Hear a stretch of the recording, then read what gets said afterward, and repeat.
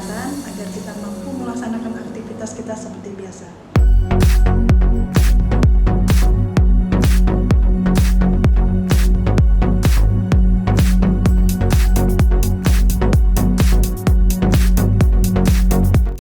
Tujuan pembelajaran kita saat ini adalah yang pertama, siswa mampu menjelaskan apa yang maksud dengan zat gizi, kemudian menggolongkannya berdasarkan kebutuhan yang dibutuhkan oleh manusia. Kemudian yang kedua, siswa mampu menjelaskan akibat dari kekurangan atau kelebihan zat gizi itu sendiri. Yang ketiga, siswa mampu mendefinisikan fungsi dari karbohidrat dan bisa menjelaskan dampak dari kelebihan dan kekurangan karbohidrat pada tubuh manusia. Zat gizi adalah ikatan kimia yang diperlukan oleh tubuh untuk melakukan fungsinya, yaitu menghasilkan energi, membangun dan memelihara jaringan, serta bisa mengatur proses-proses kehidupan. Zat gizi sebagai sumber zat tenaga itu bisa diperoleh melalui karbohidrat dan lemak. Kemudian sumber zat pembangun dan pemelihara jaringan tubuh itu didapatkan melalui protein, lemak, vitamin dan mineral. Serta zat pengatur bisa diperoleh melalui protein, lemak, vitamin, mineral dan air. Kita bisa mengetahui seseorang itu berlebih atau kekurangan gizi dari status gizi seseorang. Status gizi seseorang itu adalah keadaan tubuh sebagai akibat konsumsi makanan dan penggunaan zat-zat gizi. Status gizi seseorang dikatakan baik apabila tubuhnya memperoleh cukup zat gizi yang digunakan secara efisien sehingga pertumbuhan fisik dan perkembangan otak tumbuh secara optimal. Akibat kekurangan gizi, jadi akibat kekurangan gizi itu bisa menyebabkan yang pertama, tubuh tidak tumbuh secara optimal menurut umurnya. Kemudian kekurangan gizi juga bisa menyebabkan seorang itu menjadi malas, lemah dan tidak produktif.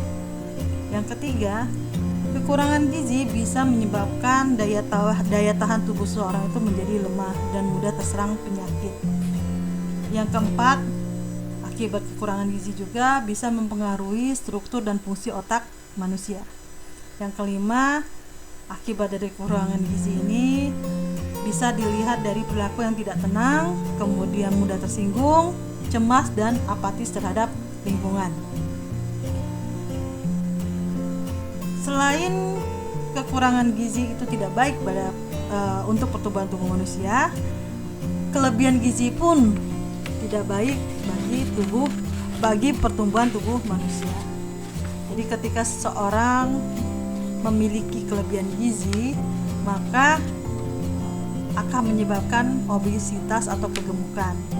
Dan obesitas ini bisa menyebabkan datangnya penyakit-penyakit yang berbahaya seperti hipertensi, diabetes, jantung koroner, gangguan pada fungsi hati dan empedu. Zat gizi yang diperlukan oleh tubuh manusia ini bisa digolongkan menjadi 6 bagian. Yang pertama, karbohidrat.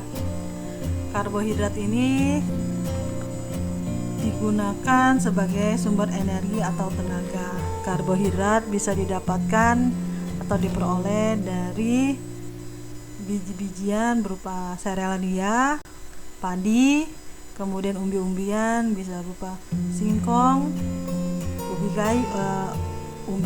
ubi jalar, dan kemudian juga bisa dapat dari terigu, gandum, dan sagu. Yang kedua, zat gizi yang diperlukan oleh tubuh manusia adalah lemak. Lemak ini digunakan sebagai sumber tenaga dan pembangun.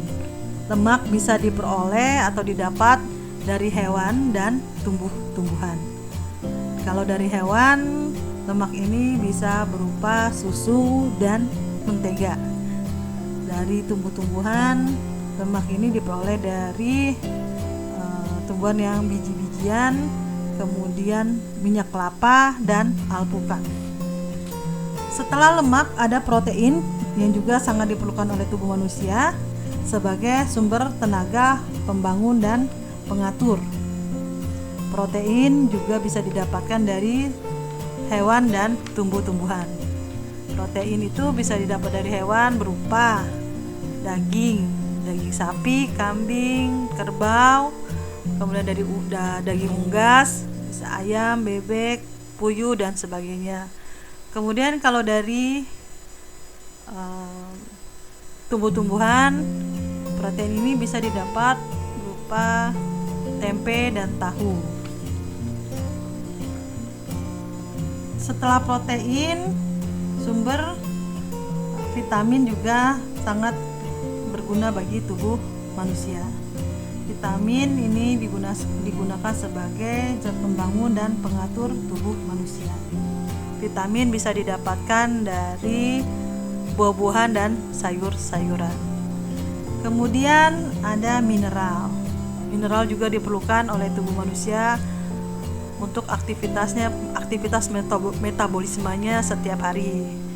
Mineral bisa didapatkan dari air dan juga dari sayur-sayuran dan buah-buahan. Yang terakhir adalah air. Air sangat diperlukan oleh tubuh manusia. Tubuh manusia itu terdiri dari 75% air. Fungsi air sendiri adalah sebagai zat pelarut yang bisa melarutkan zat makanan yang bisa langsung diserap oleh darah, dan juga sebagai alat transportasi di mana air bisa mengedarkan zat gizi yang diperlukan oleh tubuh manusia. Air juga bisa sebagai alat transportasi untuk sisa-sisa pencernaan dan metabolisme agar keluar dari tubuh manusia. Karbohidrat ini sangat penting karena sebagai sumber energi. Karbohidrat sendiri dibagi menjadi dua, yaitu karbohidrat sederhana dan karbohidrat kompleks. Karbohidrat sederhana ini bisa didapat dari gula pasir, kemudian madu, dan juga dari sayur-sayuran dan buah-buahan. Sedangkan karbohidrat kompleks ini bisa didapatkan dari biji-bijian berupa beras, gandum, kemudian dari sagu, dan juga dari umbi-umbian berupa singkong dan ubi jalar. Fungsi karbohidrat itu sendiri adalah sebagai sumber energi, sebagai cadangan tenaga, dan juga memberikan rasa kenyang. Jadi ketika kita mengkonsumsi karbohidrat, maka kita akan mendapatkan efek kenyang. Kelebihan dan kekurangan karbohidrat itu bisa menyebabkan yang pertama obesitas, karena karbohidrat yang berlebih itu akan disimpan di bawah kulit dalam bentuk lemak. Sewaktu-waktu diperlukan bisa dikeluarkan sebagai energi.